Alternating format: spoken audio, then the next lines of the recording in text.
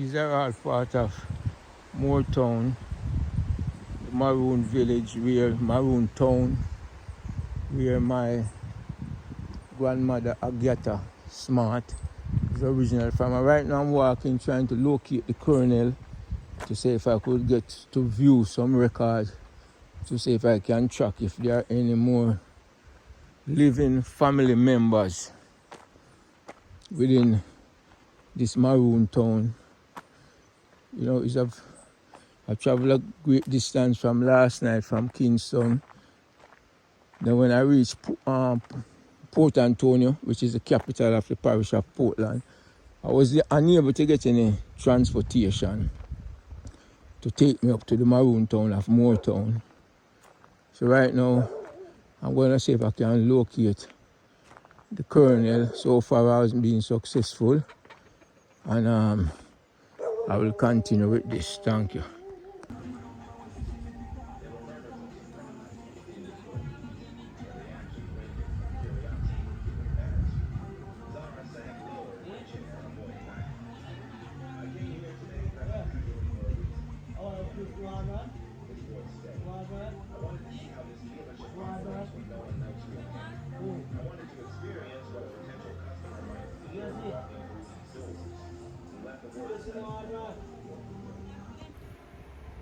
So, greetings, brethren and sisters. Welcome once again to the RASTAFARI Promise Key Seminary. And this is going to be session number 4. And as you know, from session number 3, we dealt with the process of critical thinking. And critical thinking is one of the processes how someone gets to take full control of their brain and therefore their mind. Before we commence on that, I'm going to just basically run through some of the comments that came from that last session. I'm not going to run through all of them, but maybe find those that maybe that can be addressed.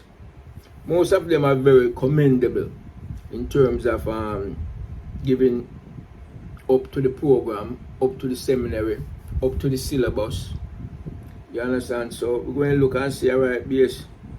One brethren, family time, basically, is a great and essential work. And this brethren, what stands out here, this brethren is coming from Oslo in Norway. And he's calling his family time 1552. So thanks and big up to the brethren from Oslo, Norway. And that is maybe being response where I had asked from the very first seminary that anyone who's tuning and intends to be a regular participant in the Rastafari Promise Key Seminary could basically tell me what town they're from and what country. Nothing more detail on that, so I could at least have an idea where the subscribers, participants, students, listening reside at. One brethren basically say refreshing Gillie priest and his amplifier. And that was 2 weeks ago. I'm just looking if there's anything there, if there's a question, something that I should respond to. All of these are basically good commendations, so I don't really need to highlight these. What I'm really trying to zone in, and if there's someone basically asking a questions or making a reference to something that may have need some clarity. So I will take it from this, that in terms of those who made comments, that they were pretty satisfied with the presentation. It doesn't necessarily mean that they agree or disagree with anything I said, but it may have been with such clarity that they did not really have a question to ask. That's basically it.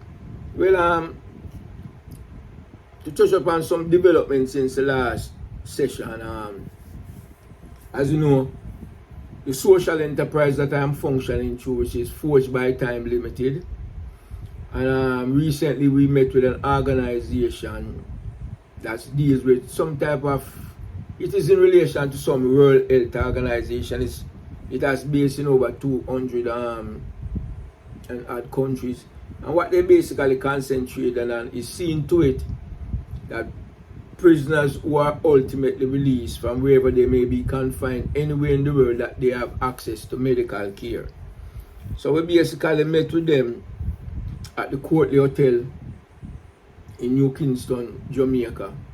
And while there were some people there who were advocating for their own personal medical benefits and medical issues, which there's nothing wrong with that.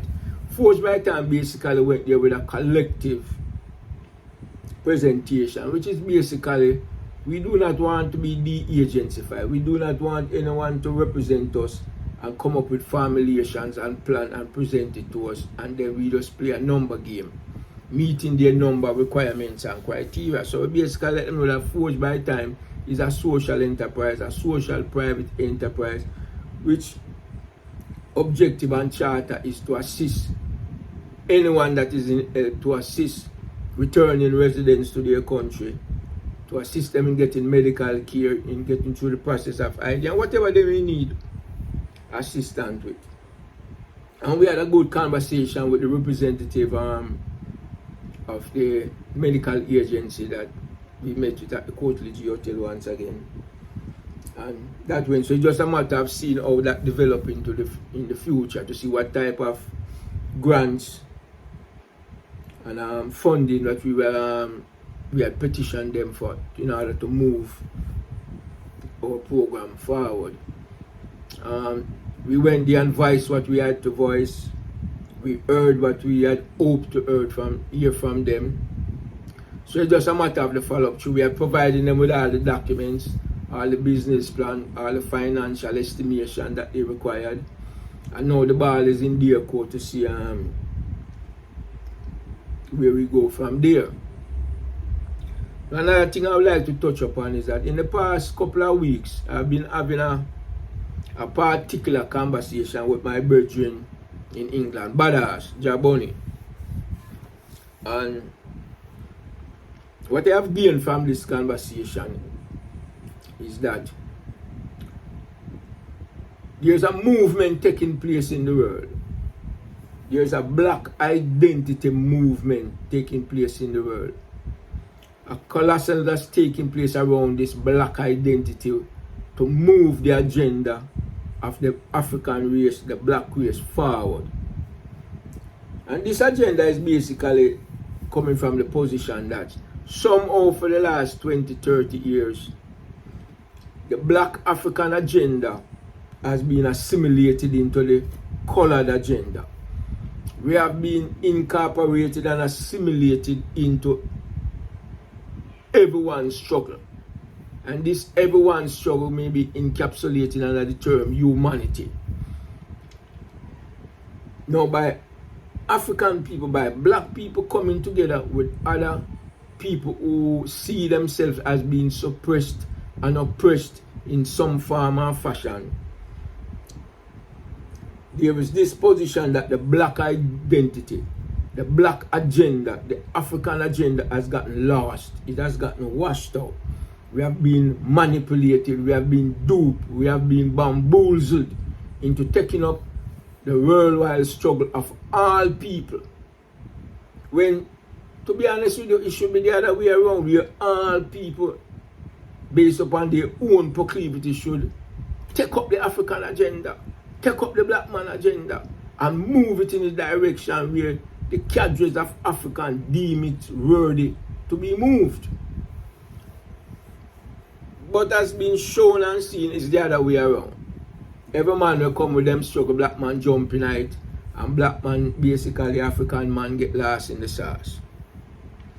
And that's the position that the badass has been making to me. And there is nothing there, to be honest with you, for me to disagree with. I am in full agreement with that assessment that over the past 20, 30, 40 years, the black struggle, the African struggle, has gotten assimilated and lost and subjugated and diminished when it was incorporated into this humanistic, worldwide, everybody struggle. And if we want to be truth and honest with ourselves, nobody take up the black man's struggle in under any circumstances. None. So again, what Jabone Badass has been saying to me, I have no disagreement with it. I have no disagreement with it. And at the same time, I recognize that Badass is not trying to tell me how to shape my program. He's not trying to tell me what struggle I should carry. He's not trying to tell me how to do what I do. It's nothing like that. But I do get the idea that there's a drumming beat.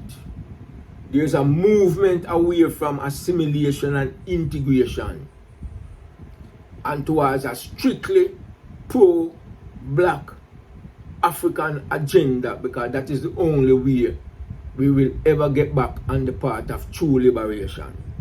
I have no disagreement with that. But where I see the difference, and it's not a real difference, it's just a matter of contextualizing, it's a matter of perspective. But where I do see the way I am presenting my program, is from the perspective where a free mind will make the right decision. And if the right decision for the participants and observers in the Rastafari Promise Key Seminary is to move towards a pro-black, all-black African agenda, liberation agenda, then so be it. I have no qualms with that. I see myself as on that path. Now, do I see myself necessarily using the same language? Like, for example, Dr. Umar that comes on and assimilate and incorporate the term black, African, which there is nothing wrong with that. But for me personally, I don't speak in those terms. My intent is the same. My hope is the same. My actions is the same. It's just that I have a different vocabulary that I use to get across my ideas. Because you see, let me knock the nail straight on the head. Today it is indisputable that the African race, the black race, it was the first race that blessed the face of this earth. At one time, every single being on the face of this earth, every single human being on the face of this earth was black and was from the continent that we identify today as Africa. That's indisputable, so we don't have to debate that. To debate something like that is to give credence to nonsense. So we're not going to do that. However, today we have people of different shades, different slant. Right? People today who we refer to as Chinese, Japanese, Indian, European, and whatever other demarcation and appellation people may identify themselves as. But whichever appellation and identification one may apply to themselves, the true fact remains that all other so-called race upon the face of the earth descends from us. And we're not going to debate that and give credence also to any nonsense. That's a given. So, if it is taken as a fact, which it is a fact, that at one time, Africans populated the entire face of this earth, that black people populated the entire face of this earth, that at one time there was one ruling civilization upon this face of this earth, predominate over by one ruling royal family, which is also a fact. That is not any longer up for debate. Scientists of all ologies, anthropology, sociology, whichever ology you want to use, has finally come around to acknowledging that fact. A fact that has been propagated by our ancestors for generations, but were dismissed because they never have no so-called academic credence, no so-called academic background. But like where Bob Marley said, there's a natural mystical blowing of the air now. What was once hidden from the wise and foolish is now being revealed to the babe and the suckling. Hidden knowledge now is being coming out for other hidden agenda, and we can deal with what those hidden agendas are. But we recognize that this movement of gradually revealing certain truth, and we are speaking of the truth as the historical predominance that once existed on the face of this earth by the African race, by our people. It is being gradually being released. Why? To curry favor with the present economic and political and civilization changes that are presently taking place on the earth. And if we say that another way, everyone today want to be the black man friend because them see the changes coming. The seal has already bust loose. Where once all aspects of human development was predominantly controlled and dictated to by the European race, them days are long gone and over. What you are seeing now is a dead truth. Someone in a dead strangulation like in the United States of America, where they are trying desperately to hold on to what has already slipped through their fingers. Now go back to where it was once was. You can wheel and deal. You're not going back to that old colonial stage of the 15th, 16th, 17th, 18th, 19th, 20th century. Them days are gone. So what happens is with the rise of different people, the rise of different nations, all these nations realize that without the resources of Africa, they are going nowhere. Nowhere. So everybody wants to be the African friend today.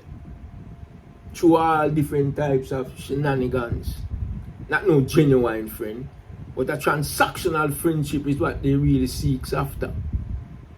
To portray themselves as someone exhibiting legitimate interest in the welfare of African, in the welfare of black people, when we know they do not. But anyway, that is the way how the game is played. So going back to the conversation we're having with badasses, again, there's a movement going forth to move away from the integrationist liberation type of struggle, if that to labor be called a liberation, and go back on our black agenda and stand on our black agenda. And don't care who feel offended by our black agenda, because that black agenda is the only way our people will be really. I have no dispute with that, but like I said, that is not my language. And I'm not saying that to say there is anything wrong with that language. I do not speak in that way. And like I said, the reason why I believe that I do not have to speak that way is because of the perspective from which I am coming. To help and assist in liberating the mind of the African through the process of critical thinking. Then I do not have to get up every day and say black this and black that and black this and black that. A liberated mind will say that if that's what the liberated mind chooses to say. A liberated mind is a liberated mind that will make the determination for itself if you should take up arms and go into Africa and join the wider worldwide. Because remember, without the liberation of Africa, black man will be subjugated everywhere else on the face of the earth. That is indisputable also. So when we liberate the mind of our people, eliminate the mind of our men, liberate the mind of our women, liberate the mind of our children, and when that mind is liberated, it can get up and go in Africa wherever it stands with its 2 feet and liberate from there. And that is what my agenda is. That is what the agenda of the Rastafari Promise Key Seminary is. So that's where we are going to move forward from. Yeah, that's it. Now, like we always say, we're going to deal with the chance. Dealing with the Rastafari Promise Key Seminary. And the chant what we're going to basically deal with today. And this is the title of the chant. A chant to the mind in entering upon its blackness and coming out of it. The beautiful hidden land of the world of the mind. The power of the triunity. Physical, mental, spiritual.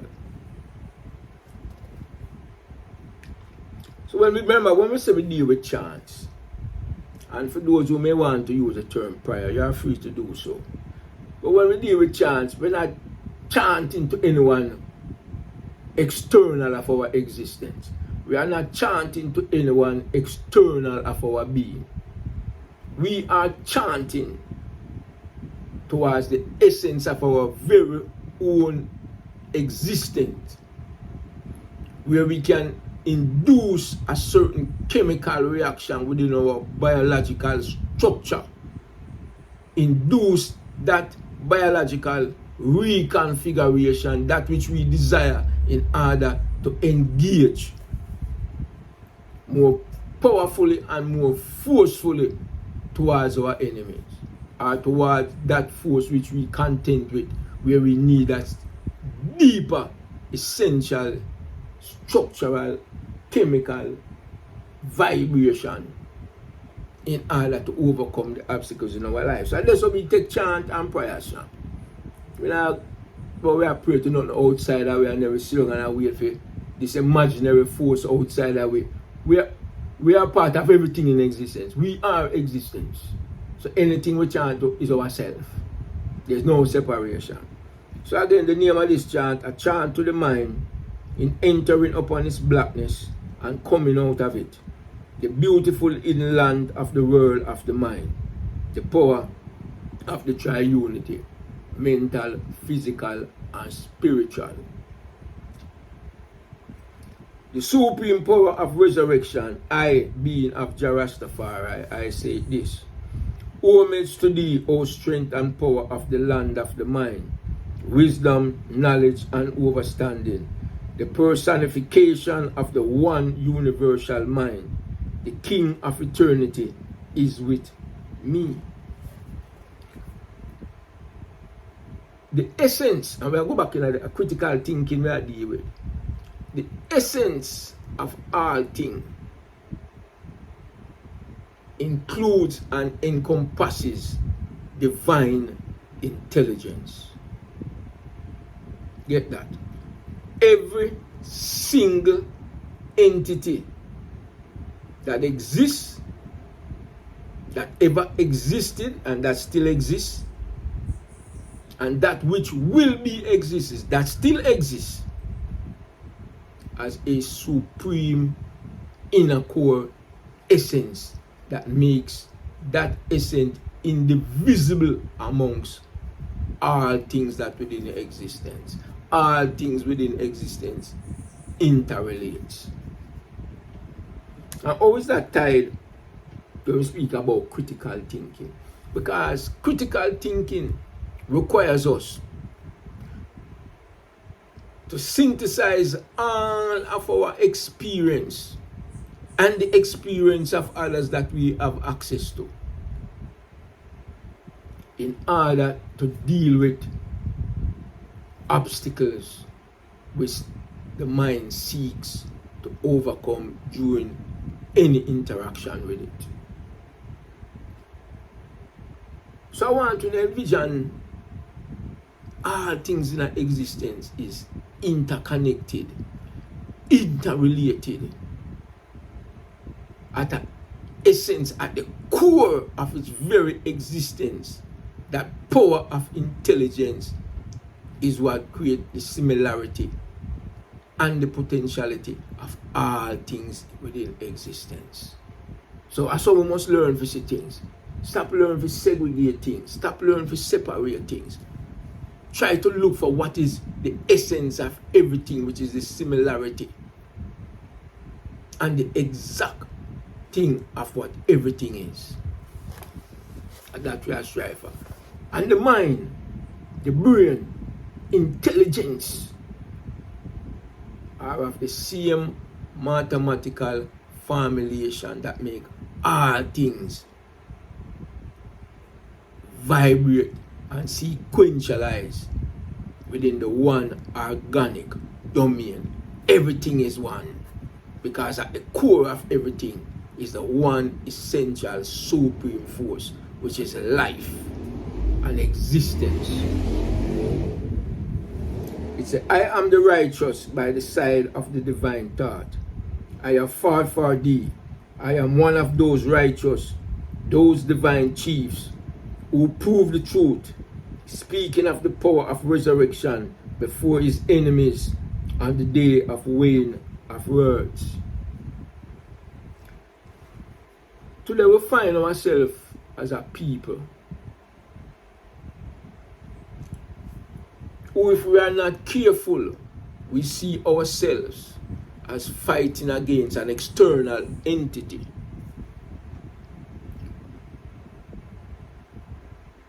But in all reality, the essence of our struggle is the struggle against yourself. Your struggle against your own inappropriate proclivities. Your struggle against your own inadequacies. Because I keep one thing in mind, you know. No man or no collective group of people can manipulate you and oppress you when you stand on your own square, when you stand and act within your own liberated consciousness. Because how does an individual or a collective people get to oppress you and exploit you? It's based upon your weaknesses. It is not based upon his strength. Like he has some secret knowledge. No. Your weakness as African people, as black people, it is your weakness that they manipulate. But once you start to look at things as external entities that seeks to oppress you, that makes it possible for others to oppress you, then you don't lose the battle already, brethren and sisters. That is why the oppressors and the aggressors fight to take control of your mind from the day you come out of your mother's womb, from the day we first encounter the Babylonians. They have fought for nothing but to control our minds through misrepresentation and indoctrination. So it's all about our weaknesses. It is our weakness. Because look at Africa today. What is stopping Africa from uniting? Do you think there is any real external force that's preventing Africa from uniting? Nah, man.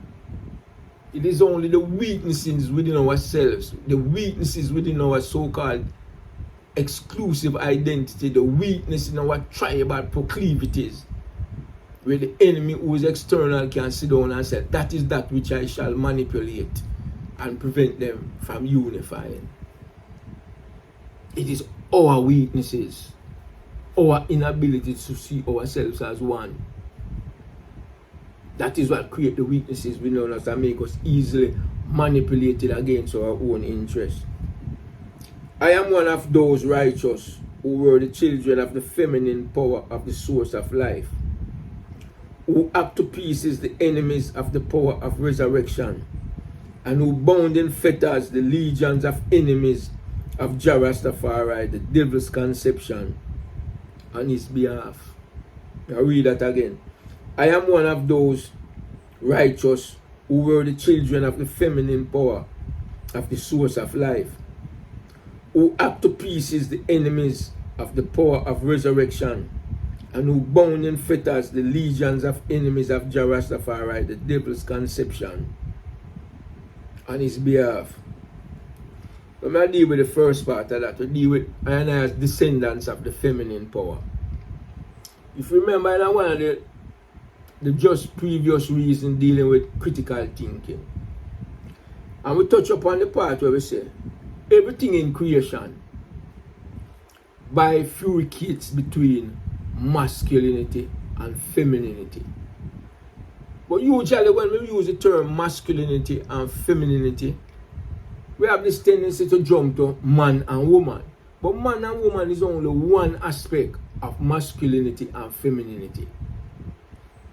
You understand? You have trees that performs feminine functions, and you have trees that perform masculine functions. You have animals that perform masculine functions and animals that perform feminine functions. Everything in creation that have any interaction either with itself or with something else falls within the bounds of femininity and masculinity. Take the thing as simple as planting something in the earth. What is feminine and what is masculine about planting something in the earth? You dig a hole. What is the hole going to receive?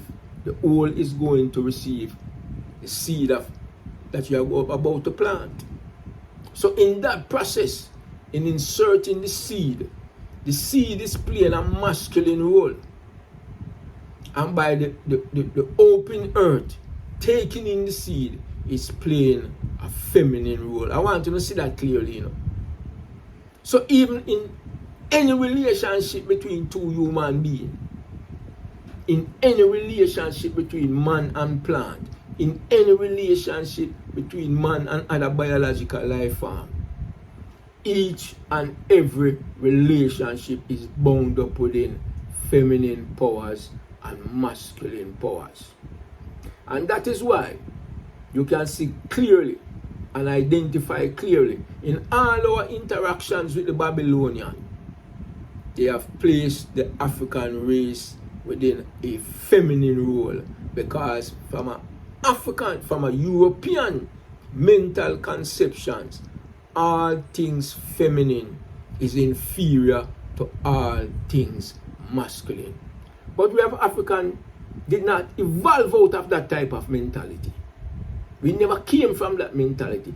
We have as a people we recognize the equilibrium, the equality, the leveling up of the feminine power and the masculine power. But because we have been caught and bound in the chairs of Babylon process of thinking, we have come to see where everything feminine is inferior to everything masculine. Total nonsense. This thing is so deeply embedded with us that even in a relationship between a man and a woman, when the woman is performing the masculine role, she is the provider. She's going out and doing the hunting. She's going out and doing the killing. And you hanging around the house talking about you are a player. You still is so determined to uphold such an inept position that you are taking the feminine position that you have been placed in and trying to jazz it up with words and semantics to make it look like you are playing a masculine role. It shows you how warped the mind is, where you're buying to a concept that has warped all of your process of how you think and do things. So we are that which was given birth to from the grace of femininity, from that enveloping power of giving. And when we recognize where we have descended from, we recognize that by recognizing the inner core of our essence and where true liberation lies, and through the process of critical thinking, when we encounter the enemy stands no chance against us. You know, the funny thing is, when you study history and you study the greatness of our people, something that Babylonians have tried to hide from us and did hide from us, not all of us, for centuries upon centuries, the greatness of our ancestors was to prevent him from recognizing that anything that our ancestors did yesterday, we can do today and tomorrow and better. Because we are the wellspring from which civilization evolved. So don't take it lightly that it is just a happenstance why the Babylonians sought and still seeks to hide our history and our culture from us. Them know that the day you fully recognize what your ancestors had done upon the face of this earth and come to the realization that that supremacy lays within each and every one of us as Africans, then that's when the chain become unbound. Yeah, man, the chain become unbound, man. This is one of the hardest things for black people, one of the hardest things for Africans recognize is that there's a worldwide conspiracy against us to subjugate us and dehumanize us. For some reason, we don't want to believe that. We want to just believe that this thing is just set the way it's set. That there is not a cabal of people behind hidden doors, plotting and scheming to make sure that the next 10, 20, 30, 40 generations from us is no better than the position where we are at today as a race of people. It's like we don't want to believe that. And one of the reasons why a lot of us don't want to believe that, I'll tell you why. And it's a thing where man encounter over and over and over.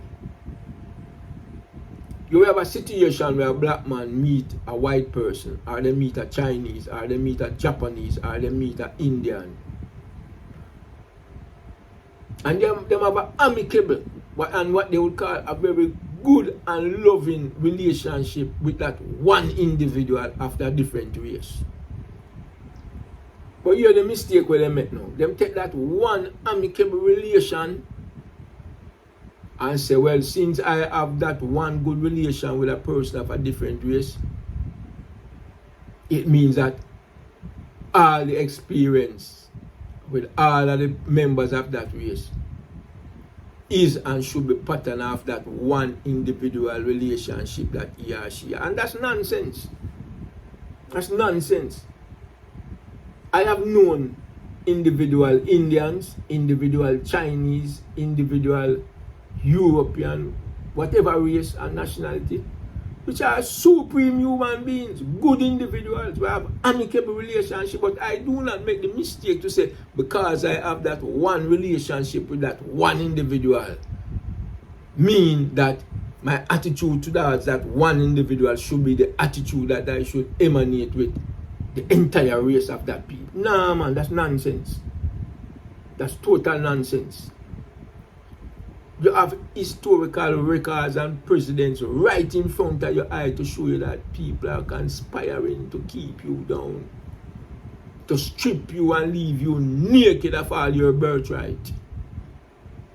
And you refuse to believe it or see it because you have a one relationship with a one person from a member of a different race. Nonsense. I am the kingsman of righteousness, truth and justice, which directs the course of wisdom, knowledge and understanding. I have fought on thy behalf. I have come to thee from thy name's sake. I am the personification of the mind, wisdom, knowledge and understanding, who prove the truth of the words of the power of resurrection before his enemies on the day of the weighing of words in the great house of Prince RASTAFARI, who dwelleth in Mount Zion of the mind. I am the upright mind, the offspring of the upright mind. My mother conceived me in the mind and gave birth to me in the blackness of the mind. You see the mind? And some people use the word interchange between the mind and the brain. But for me, the brain is the flesh and blood. That power base, like a generator,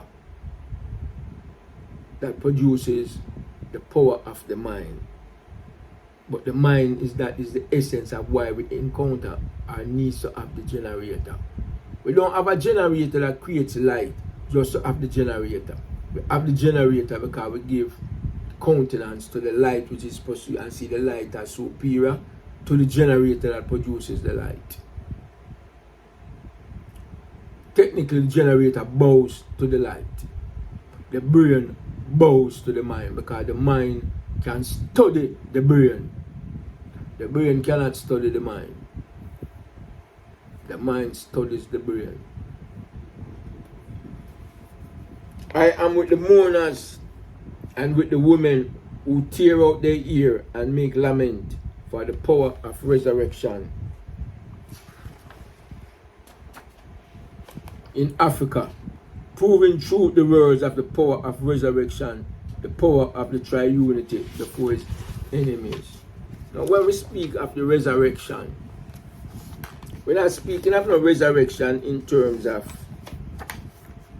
them bury a man and them going at the ground like what Christian theological doctrine preach. And then one day, somewhere in the future, all the dead bone and dead flesh will climb out of the grave through some miraculous conception and come back. No, man, we don't have that nonsense there. That was never part of our ancestral cosmological theology. No. When we speak of resurrection, there's only one resurrection, you know. The resurrection of the mind. Death only exists when the mind dies. When the mind, how does the mind dies? When the mind no longer knows itself. When the mind no longer is of a consciousness. When the mind does not serve its own intelligent purpose. That is death. And that's the only death that exists throughout the whole creation. So when we speak of the resurrection in this chant, the resurrection of the powers of the masculine and feminine aspects of the mind, when we speak of that resurrection, when we speak of that intelligence, we are speaking of the supreme being, which is divine intelligence. Don't picture nothing out there. So divine intelligence, the mathematical formulation that exists behind everything that is in existence. That is what needs to be resurrected within our mind. That pearl of a knowledge with the ability to critically analyze and think and synchronize it. That is the key to our true liberation.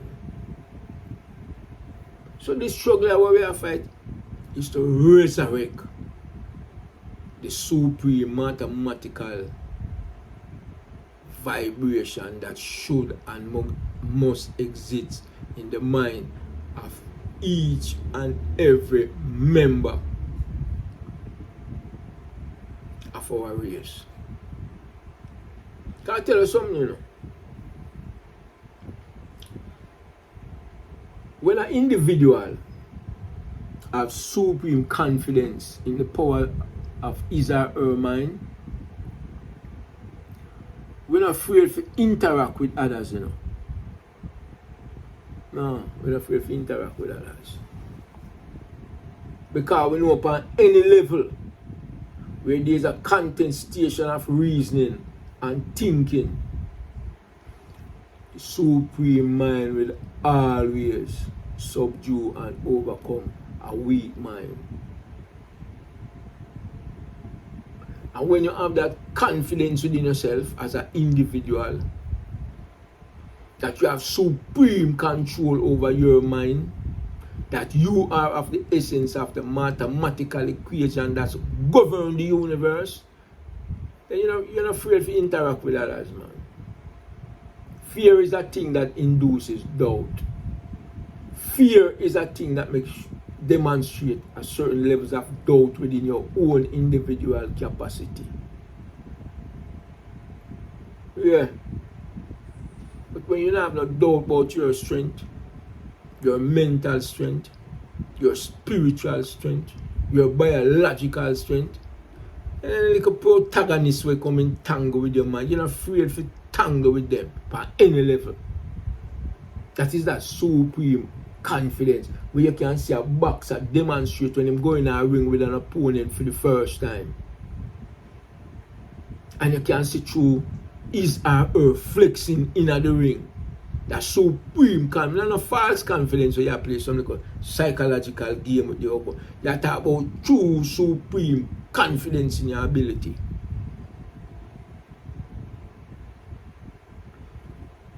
But when you stand on shifting grounds in terms of you doubting your own capability and doubting the capability of your ancestors, then you become wishy-washy. You become weak. See, it's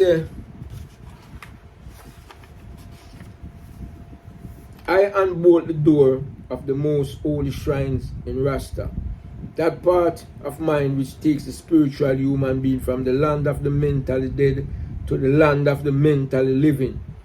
I am with righteousness, truth, and justice on a daily basis, as the protector and defender of the left shoulders of the powers of resurrection, the dweller in the house of RASTAFARI.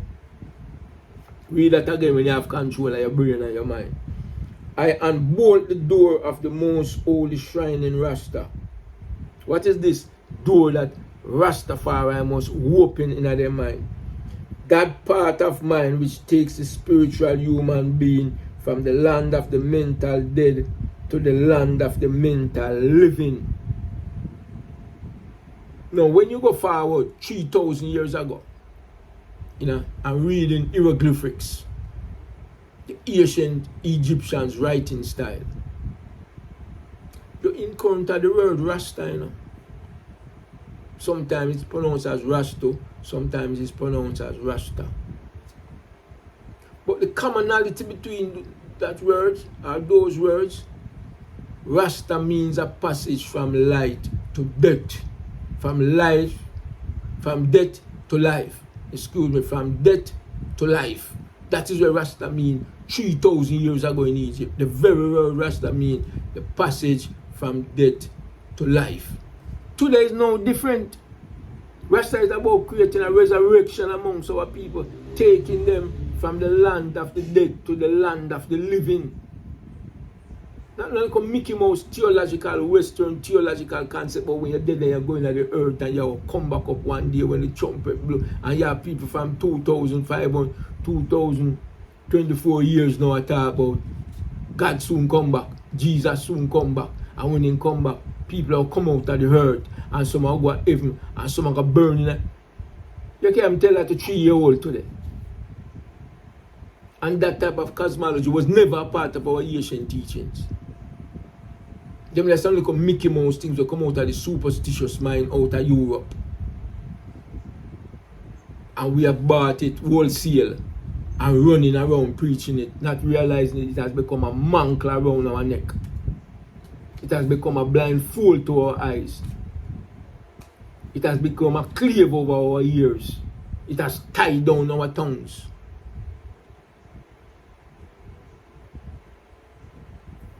Critical thinking comes from a free mind.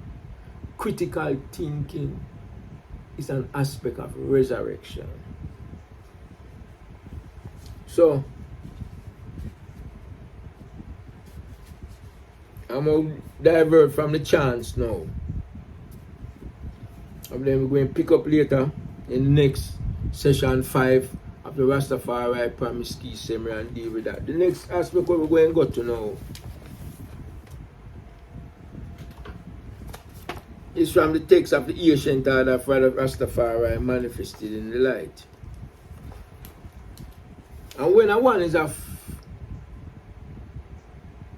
resurrected mind, when one comes into full resurrection, one comes into what we term and refer to as the I am. That essence of all existence is the I am, which is inseparable from my being and from your being. Now listen this. Rastafari who make all things possible, and not in spite of our reliance upon him. The burning fire of the Creator dwelleth in all spiritual human being, and in the spiritual human being coming to know itself in all of its supreme endowment. The spiritual human being shall surely come into the supreme wisdom of Rastafari himself. For in the height of the supreme endowment of the spiritual human being, there is where the Almighty Jah Jah Rastafari abideth in the supreme mind of man, woman, and child. For Jah Rastafari abideth in the spiritual human being, and is of the mind of the spiritual human being. So is the spiritual human being relationship to Jah, which is to be found within. Therefore, let it be known that man and Jah is one and the same. But only those who are of the ranks of the righteous and are of the mind and heart of prophets. The I am is all eyes, who are of divine supreme enlightenment.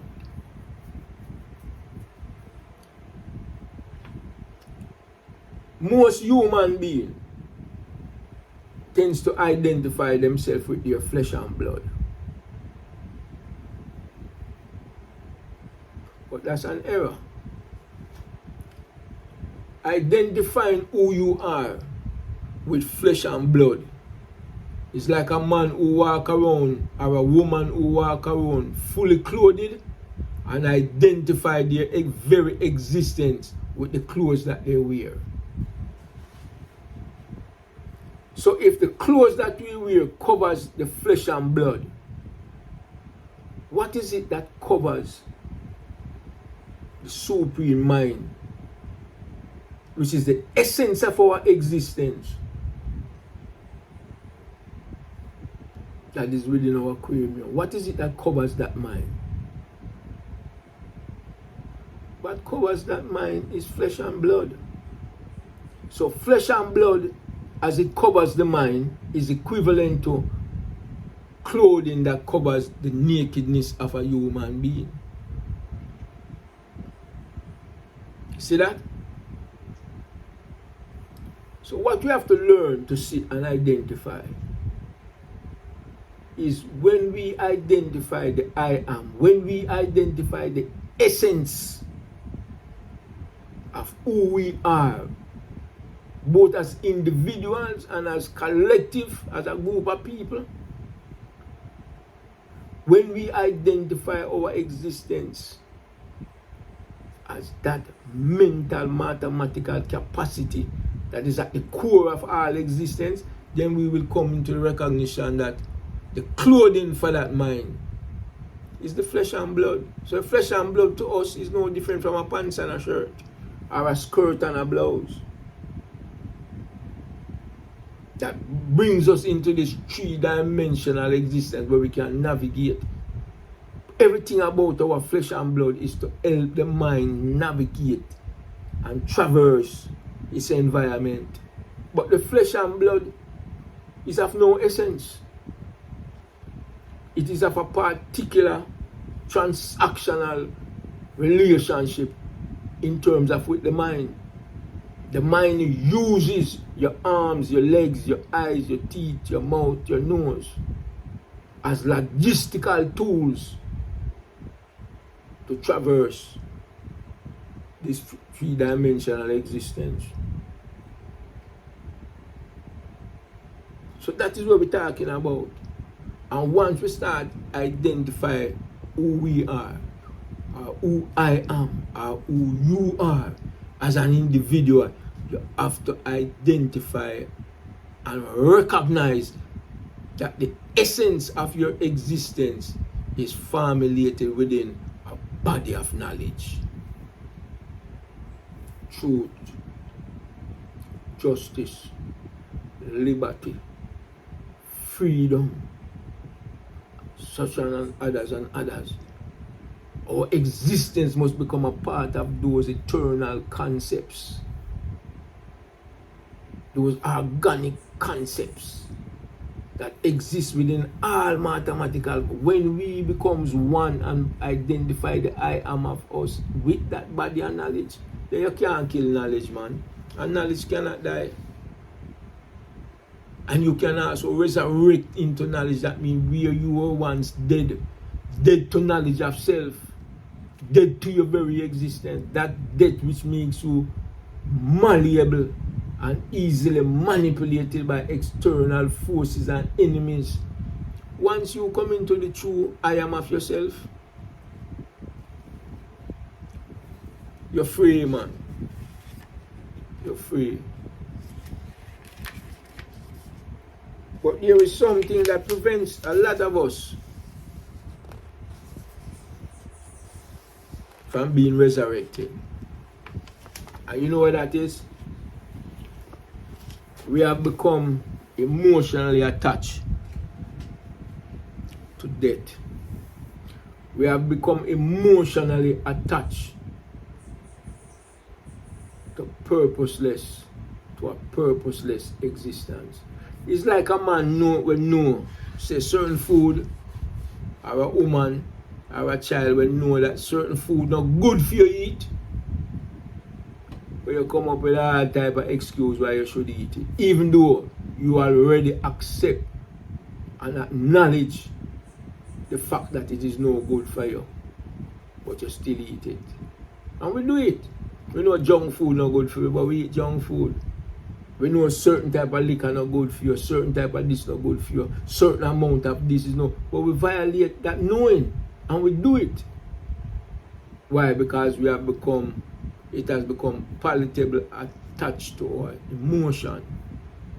So for a lot of us, death is attached to our emotion. For a lot of us, we are in love with death. But you don't usually say it in those words that you're in love with death. You usually say you're in love with that which you know shall kill you. In terms, speaking in Babylon terms, that where we use the term kill. Or you shall die from inducing X amount of this thing over a lengthy period of time. Well, it's the same thing with resurrection. Some of us choose death. Some of us people will tell us, right, I don't have time to listen to that, all that thing about them knowledge. They right now some bread and bully beef and butter I want. And he or she is almost telling you that, yeah, for now, I choose death over life. And society makes it easy to choose death over life. The things them that can even make you healthy in living cost an extravagant amount of money. But the things them will kill you off are the things them are going to kill you off. And then you find that the fast food chain place them were cheap. You go in there and get a whole bucket of this and a whole box of that for little and nothing. And you'll be full and bloat up your belly. But that you emotionally attached to.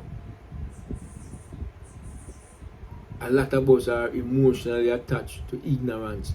A lot of us are emotionally attached to a sense of not wanting to study, a sense of lacking curiosity, a sense of giving up one's agency, the ability to do for self, and most critically, the ability to think. I know some brethren and system, when you put them in a position that require thinking, the first thing they tell a boy, I made that hurt him, and I don't have time for that. He want to sleep. Him and she just automatically develop a dropsy. Rastafari must evolve to a state where studying becomes a lifelong engagement. Where rational thinking and logical thinking becomes our daily engagement. That is where Rastafari must evolve to. That is where African people, forget about those Rastafari, that is where African people need to evolve to. Where daily studies, daily engagement with information, daily engagement with trying to understand the inner workings of life, the inner mathematical formulation, which will help us to think. The more things you know is the more you will better able to synchronize that knowing to come to a right answer whenever you encounter any obstacle in life.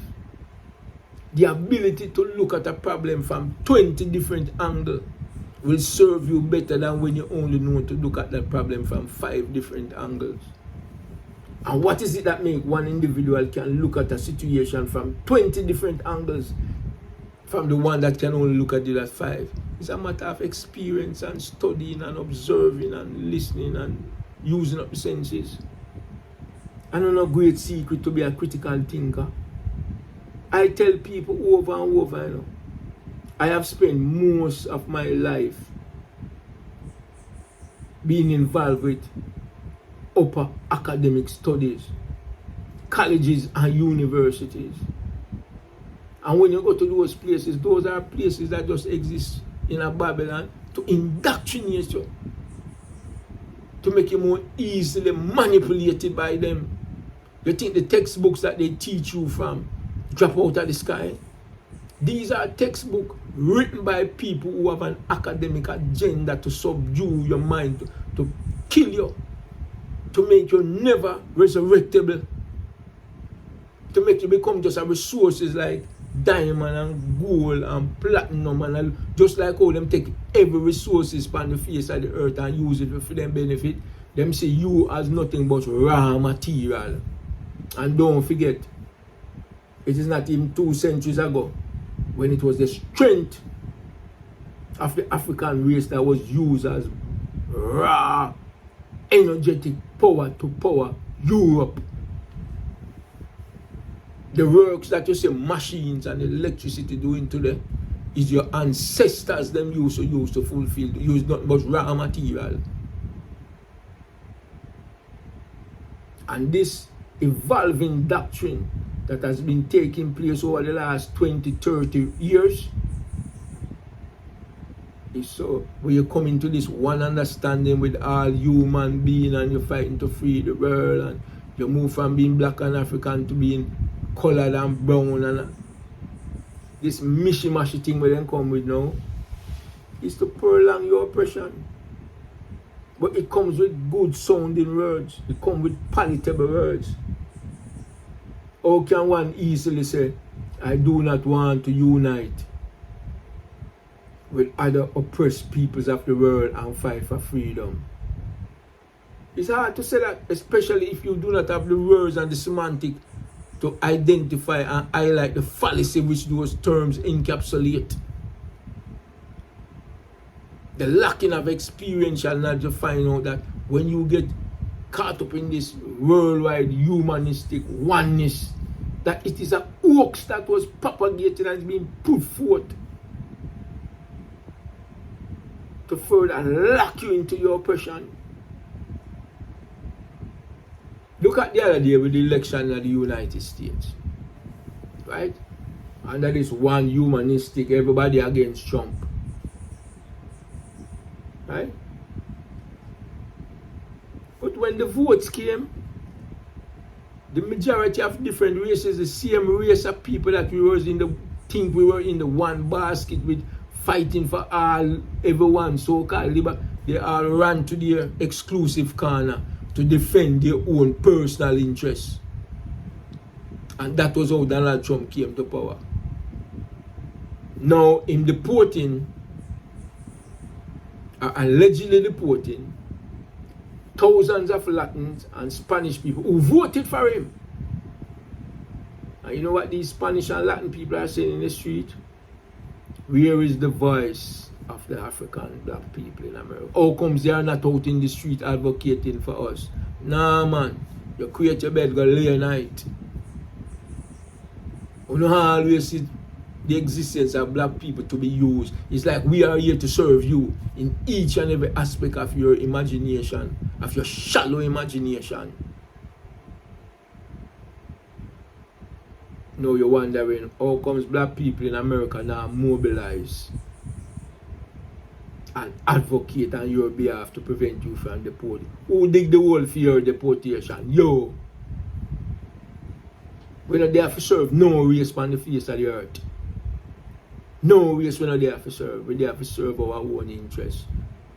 We have no permanent friend like one Israeli or some European may have said it in the past.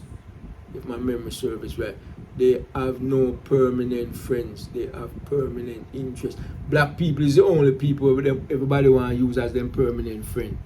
Like our friendship with others is more important than our allegiance to our own interests, to our own offsprings that will be coming up on the face of this earth in the future. So when we speak of critical thinking, and this is the second part of the critical thinking, then we're going move away from the critical thinking and touch upon other aspect of thinking, is that once you liberate the mind, once the mind fully understands what is critical thinking, that critical thinking is the synchronization of all the knowledge that you have access to, and how to use this body of natural to alleviate the obstacles in your path. Learning not to see just one way of solving a given problem, but to know that in the tool basket of your mind, you have a million ways that you can solve an issue, but you're going to choose that one most efficient ways where the outcome is palatable in all its tastes and observation and possibilities. So that's over there with the Rastafari Promise Key Seminary session number 4. And as you say, gradually we're going to keep going from the different sessions to the different. And what I like to take this opportunity for say, to remind the brethren and sisters is that this seminary is an actual seminary. But it is a seminary coming with a different contextual, a new way of thinking, a new way of pointing Rastafari forward, a new way, which is basically not new in beyond the newness to us as individuals, but it is a part that has been marked from the beginning of time. The beginning of time as was recorded by the hieroglyphics in Egypt, where Rastafari was a word that existed then. To be more precise, Rasta was a word that existed then, and the meaning of that word was a passage from death to life. And anyone who engages in trying to liberate their own mind, trying to resurrect their own way of thinking from one of death to one of life, that is Rastafari. And that is why I've always made it pronounceable clear in this seminary that every member of the African race upon the face of the earth is a member of the Rastafari movement, because every single African upon the face of this earth is oppressed, and therefore that individual seeks or should seek to resurrect his or herself from the path of death unto the path of life. So me not get caught up in my brethren and sisters in the little trinkets. When a man will say, well, Rasta is when you do them 5 things here, and Rasta is when you eat this, and Rasta is when... Me not buy into none of that. Rasta is any member of the African race that engages in the act of freeing his or herself within their own limited capability and understanding. It is liberation struggle for people engaged with. It's on a spectrum. Some of us are here, some are here, and some are there. This is not a thing where everybody at the same spot at the same time. No go so. So that's all the thing there.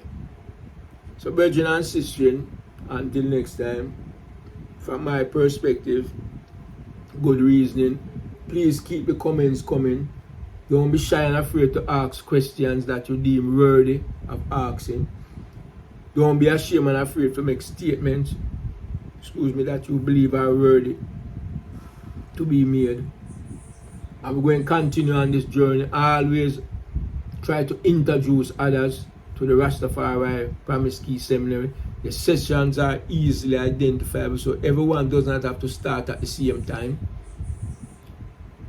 People can evolve their understanding of the reasoning by going back and reading even the same lessons or listening to the same lessons over and over for your own clarity.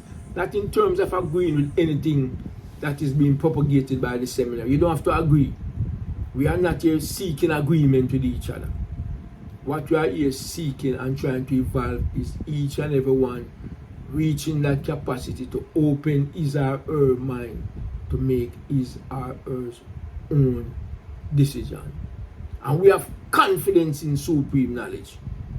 We have confidence in wisdom. We have confidence in understanding that any individual or collective human being that engages the mind on this level will always make the right decision.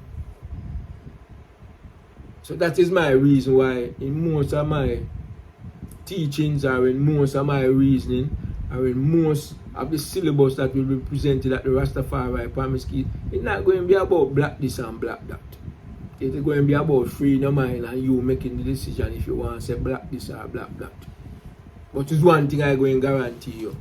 A free mind will make the right and correct decision. Yeah? So until next time, brethren and sisters, and don't forget, please support my autobiography, Forged by Time. We are also seeking sponsorship to move in this program forward. Here's the email address. Here's the phone number. You may contact Forged by Time at any time, morning, noon, or night. Give any support that you may choose to give in any way possible. And remember, we have been advocating because we want to start a studio, you know. We really want to start a studio to push a certain consciousness on the level there. And we need some studio equipment. The studio equipment, them don't have to be new. Them don't have to be new. Them have to just moderately in working order and we will take it from there. And you can just ask people what are the basic equipments. Basic studio recording equipment. And we will take it from there. You understand? So, until next time, brethren and sisters, hope you had a pleasant time listening to this Rastafari Primary School Seminary session number 4. Until next time, one God, one aim, one destiny, peace, love, and you. And we say one God, we're not talking about no fantasy God. We are talking about the supreme intelligent mind that abideth and liveth in all of us, which makes all of us gods and goddesses, masters and rulers of the planet Earth. Yeah, man, an agency over all things, man. Mother and father of civilization, man. Give birth to all human life form, man. See? And if all the other races of all the people of the earth want to be genuinely honest with themselves, not honest to us as Africans, be honest to yourself, then all you have to do is acknowledge from where you descend. And all true right-minded people would be of the one essence of pro-blackness and pro-Africanness. And then therefore we want to use those terms because that is what it will be, because that is what it is. Yes, brethren and sisters, again, until next time, peace out.